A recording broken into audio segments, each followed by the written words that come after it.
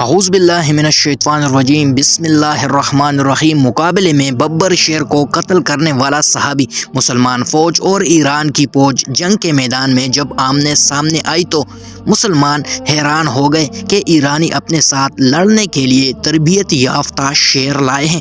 ان کے اشارے کے ساتھ شیر بھاگتا ہے، گرجتا ہے۔ مسلمانوں کی فوج میں سے ایک دل والا بہادر آدمی نکلا۔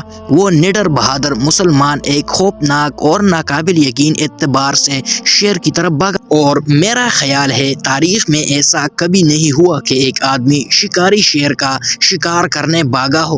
دونوں فوجیں حیرت سے دیکھنے لگی۔ آدمی چاہے کتنا ہی مضبوط کیوں نہ ہو، شیر کا سامنا کیسے کر سکتا ہے؟ وہ بہادر ہوا کی طرح شیر کی طرف اڑ کر گیا۔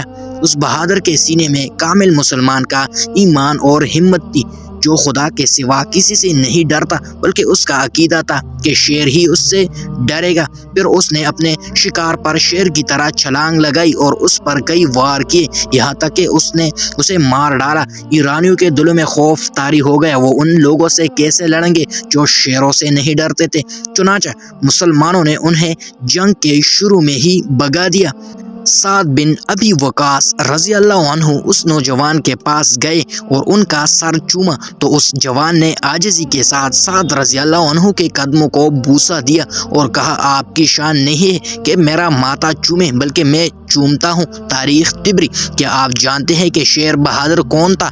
ہاشم بن عتبہ ابن ابی وقاص تھے۔ یہ خود بھی صحابی رسول صلی اللہ علیہ وآلہ وسلم تھے اور صحابی رسول سعد بن ابی وقاص کے بھتیجے تھے۔ ان کا لقب مرکال تھا، یعنی بہت تیز دوڑنے والا، اتنے تیز کہ شیر کو بھی شکست دے ڈالی۔ یہ جنگ صفین میں مولا علی کے ساتھ، بلکہ مولا علی کا جھنڈا انہیں کے پاس تھا اور اسی جنگ میں شہید ہو گئے تھے۔ یہ وہ لوگ ہیں جو ہمارے اصل ہیرو تھے، نہ کہ فلمی ایکٹر اور جعلی مقابلہ کرتے ہوئے ریسلرز۔ ہماری اپنی تاریخ بری پڑی ہے جس میں حقیقی بہادر موجود ہے، لیکن ان کارناموں کو پڑھنے والے کوئی نہیں ہے۔ اقبال نے کہا، ٹل نہ سکتے تھے میدان سے جو اڑ جاتے تھے، فوج شیروں کے بھی میدان سے اکڑ جاتے تھے۔